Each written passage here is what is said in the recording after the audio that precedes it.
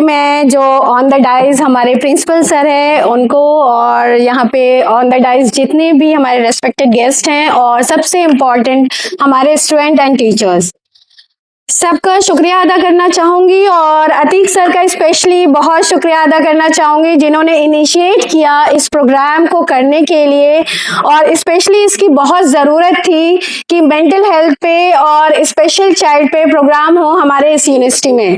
तो शुक्रिया मुझे इनवाइट करने का और ये प्रोग्राम कंडक्ट करने का अतीक साहब। सबसे पहले मैं ये कहना चाहूंगी कि आज की महफिल जो जमी है वो हमारी ऑटिज्म अवेयरनेस डे के लिए जमी है। तो ऑटिज्म के बारे में हम बातें क्यों कर रहे हैं, सबसे ज्यादा इम्पोर्टेंट ये है। तो अभी तक अतीक साहब ने एक बहुत अच्छी वीडियो चलाई थी, हमने वो देखी है। तो आप लोगों ने अभी तक क्या देखा और क्या समझा इस वीडियो से, कोई मुझे क्विकली बताएगा, then I can tell you कि क्या है ये। कोई भी बच्चा, कोई भी, क्या अभी तक वीडियो में क्या देखा? ये माइक इधर है। ये टेस्ट नहीं है, ये तो अवेयरनेस प्रोग्राम है। हम अगर बातें नहीं करेंगे तो हम समझ नहीं पाएंगे।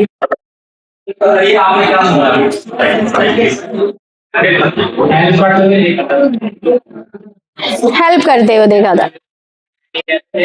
हाँ, ओके, वेरी नाइस। और ये वीडियो दिखाने का और हमारे आने का सिर्फ यहाँ पे ये मोटिव है कि आपको एटलीस्ट ऑटिज्म के बारे में कुछ पता चले, ठीक है। तो ऑटिज्म क्या होता है, ये एक तरह का डिसऑर्डर है, ठीक है, जिसमें क्या होता है कि बच्चे सोशल लाइफ से अवे हो जाते हैं। इसका आ रही है। तो ऑटिज्म में क्या होता है, बेसिकली जो हमारे बच्चे होते हैं, ऑटिस्टिक चाइल्ड होते हैं, जिन्हें हम ऑटिज्म स्पेक्ट्रम डिसऑर्डर भी कहते हैं, ऑटिज्म भी कहते हैं, ठीक है। तो ये बच्चे सिर्फ फिजिकली हैंडीकैप नहीं होते, ठीक है। सवाल करने का मतलब ही यही था कि आपकी अंडरस्टैंडिंग कितनी है। यहाँ पे अवेयरनेस का मतलब है आपको थोड़ा सा बैकग्राउंड हो जाए कि बच्चे कैसे होते हैं। तो ऑटिस्टिक चाइल्ड जो है वो फिजिकली हैंडीकैप नहीं है।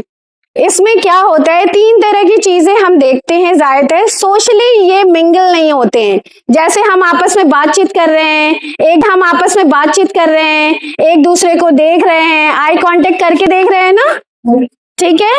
एक दूसरे से बात करना चाहते हैं, जब हम ज्यादा देर बैठते हैं एक दूसरे के साथ खेलना चाहते हैं। लेकिन ऐसे बच्चे में क्या होता है, ये चीज नहीं चाहते हैं, ठीक है। और ये क्या करते हैं, अगर ग्रुप में इन्हें भेजा जाएगा तो ये अलग जाके खेलेंगे, मिंगल नहीं होंगे, ठीक है। आपके साथ आई कांटेक्ट नहीं करेंगे, अपने आप को ये एक्सप्रेस नहीं कर पाएंगे, बता नहीं पाएंगे। तो इसमें क्या होता है, बेसिकली क्या होता है कि हम अक्सर क्या करते हैं, तो हमारा रोल क्या है कि जब भी ऐसे बच्चे हैं अगर हमारे साथ, तो ह्यूमैनिटी फीलिंग, ताकि इनकी तरफ जाके हमें सोचना पड़ेगा कि ये बेचारे बच्चे, इन्हें भी ऊपर वाले ने पैदा किया है जैसे हमें पैदा किया है। हम लोग ब्लेस्ड लोग हैं, हमें तो हर चीजें दी हैं, लेकिन इनको इस चीजों में थोड़ी कमी की है। इसका ये मतलब नहीं कि हम इन्हें सपोर्ट ना करें। तो हमारा पहला क्या रिस्पॉन्सिबिलिटी है कि इस तरह के बच्चे अगर हमारे साथ हैं तो हम उनको सपोर्ट करें। अगर आप सपोर्ट करेंगे तो ये बच्चे ज्यादा से ज्यादा पढ़ भी सकते हैं और ज्यादा से ज्यादा सोसाइटी में इन्वॉल्व होना शुरू करेंगे। हमारी प्रॉब्लम क्या है कि हम इन बच्चों को और सेग्रीगेट कर देते हैं इंक्लूड करने के बजाय, और इनसे दूर भागते हैं कि अरे इनके साथ टाइम क्या, इनको दूर करो, ठीक है, और ये बहुत देर में चीजों को अंडरस्टैंड कर पा रहे हैं, ऐसा नहीं है, ठीक है। तो आप ह्यूमैनिटी फीलिंग लाएं और उनको जो है सपोर्ट करना शुरू करें। दूसरी चीज में इनको क्या प्रॉब्लम होती है, ये लैंग्वेज डिफिकल्टी होती है। इनमें क्या होती है कि ये बोल नहीं पाते, या बोलते हैं तो कम बोलते हैं, या फिर बहुत देर में सीखते हैं, और सीखते तो रिपीटेटिव लैंग्वेज होता है। जैसे मैं आपसे पूछूं कि तुम्हारा नाम क्या है, तो वो बोलेंगे तुम्हारा नाम क्या है। अगर मैं कहूँ तुमने खाना खाया है, तो वो बोलेगा तुमने खाना खाया है। तो ईको ले लिया होता है इन्होंने, ठीक है। या फिर बोलेंगे ही नहीं, अंडरस्टैंड नहीं करेंगे, या फिर ये चीजें करेंगे।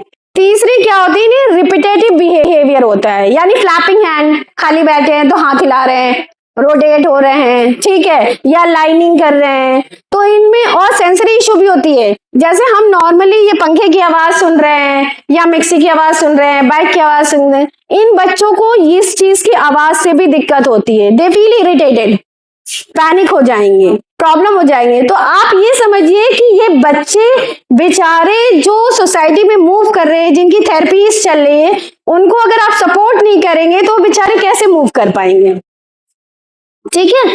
तो हमारा रोल है कि इनके पेरेंट्स से पूछिए, आज पेरेंट्स बैठे हैं, इनको पता होगा ये कितनी मेहनत करने के बाद भी ये फील कर रहे होंगे कि मैं कैसे इसे बिल्कुल नॉर्मल उस पे ले आऊं और कैसे हमारे बच्चों को सोसाइटी एक्सेप्ट करे, ठीक है। तो हमें नहीं पता कि फ्यूचर में हमारे पास कौन सा बच्चा आएगा, बट लेकिन जो भी है, जैसा भी है, उसको हमें बेस्ट बनाना है, अपनी तरफ से भी और दूसरों की तरफ से भी। अवेयरनेस प्रोग्राम का मतलब यही होता है कि हम समझें, दूसरों को भी समझाएं कि ऐसा ना करो, और इसको ट्रेनिंग दिलवाना। और इसीलिए किसी के भी घर में अगर छोटे बच्चे हैं और किसी बच्चों को भी इस तरह की प्रॉब्लम हल्की फुल्की दिख रही है, लैंग्वेज में, सोशल में या रिपीटेटिव बिहेवियर में, तो उनको फौरन रिफर करें हमारे सेंटर में, मेडिकल में, कि उनकी थेरेपीज जल्दी चले, अर्ली इंटरवेंशन हो, यानी जल्दी जल्दी हम चीजें सिखा पाए लोगों को, ठीक है ना। तो जीने का हक आप सबको है, जीने का हक है, तो इनको है कि नहीं है, तो इनकी भी तो वैल्यू है ना। तो कौन करेगा इनकी वैल्यू?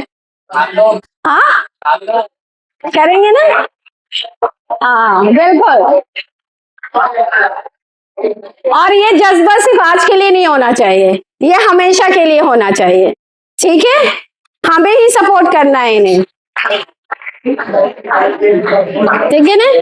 तो ऐसे, और पेरेंट्स के लिए मैं ये कहूंगी कि आप जैसे यहाँ पे ला रहे हैं, हर जगह अपने बच्चे को लेके जाइए ताकि लोग देखें और सीखें।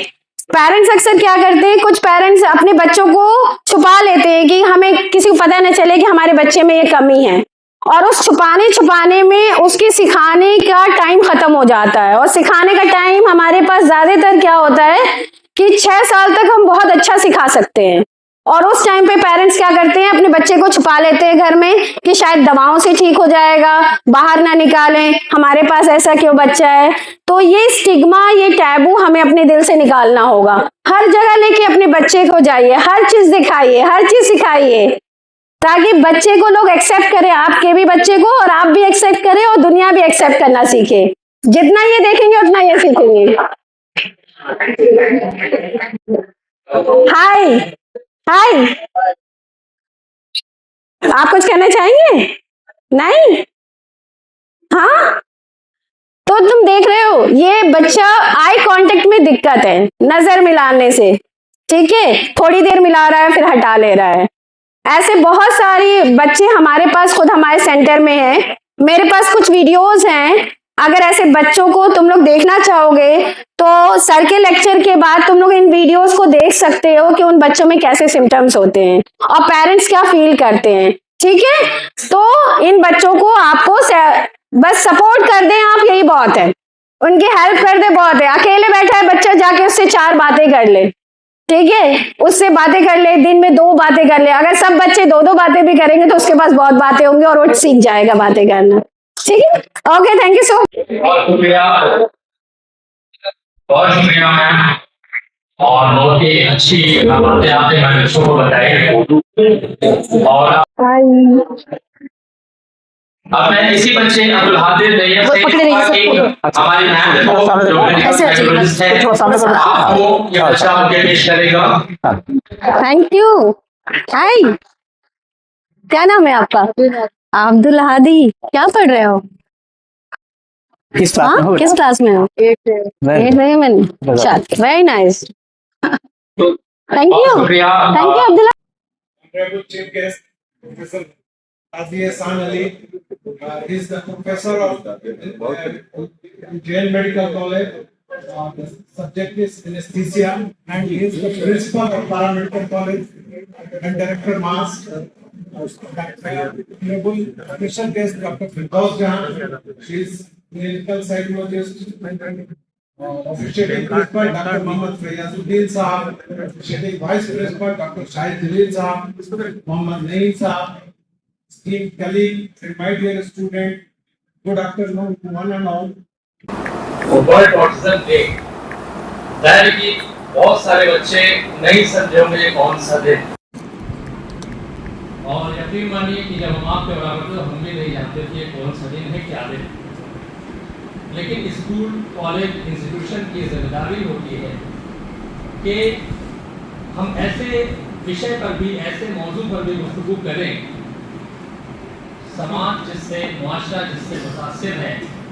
हम इतने बच्चे बैठे हुए हैं, आप लोग, आप ही के दरमियान कुछ बच्चे ऐसे भी होते हैं जो आपकी तरह सोच नहीं सकते, आपकी तरह वो एक्टिव नहीं होते, लेकिन आपकी ही तरह उनको इज्जत की ज़रूरत होती है, उनको सपोर्ट की ज़रूरत होती है। हर वो दर्दमंद इंसान जो सीने में धड़कता हुआ दिल रखता है, वो ऐसे लोगों को गले लगाता है, तरस नहीं खाता है, बल्कि अपने बराबर समझता है और समझना चाहिए। इसी तरह की अवेयरनेस के लिए आज हमारे डायनेमिक प्रिंसिपल डॉक्टर फयाजुद्दीन साहब के मशवरे से, उनकी सरबस्ती में आज के दिन की मौजू की मुनासबत को समझते हुए हमने अलीगढ़ मुस्लिम यूनिवर्सिटी के मेडिकल कॉलेज के मारूफ प्रोफेसर, पैरामेडिकल कॉलेज के प्रिंसिपल, मास मेडिकल अटेंडेंस स्कीम के डायरेक्टर, एनेस्थीसिया के प्रोफेसर काजी एहसान साहब को बुलाया है। रिक्वेस्ट किया है कि आपके दरमियान इस मौजू पर, इस सेंसिटिव मौजू पर, इस हसास मौजू पर गुफ्तगू करेंगे और हमें आज के दिन के बारे में, और इस हम चूँकि एक्सपर्ट नहीं हैं, हमें समझ में नहीं आ रहा मैं डिजीज़ कहूँ या एक नेचुरल कुछ क्या कहूँ, लेकिन इस मौजू पर मैं सटीक अल्फाज का इस्तेमाल कर रहा हूँ। इस मौजू पर आपको वो बताएंगे।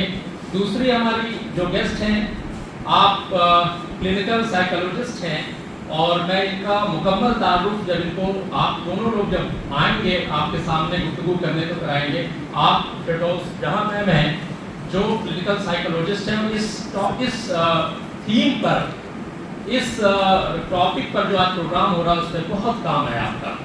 तो सबसे पहले मैं अलीगढ़ मुस्लिम यूनिवर्सिटी की रवायत का लिहाज रखते हुए तिरत के लिए सैयद नज़ीफुल हक जो 10th के स्टूडेंट हैं तशरीफ लाएं और तिलावत कलाम पाक से इस प्रोग्राम का आगाज़ करें। नज़ीफुल हक।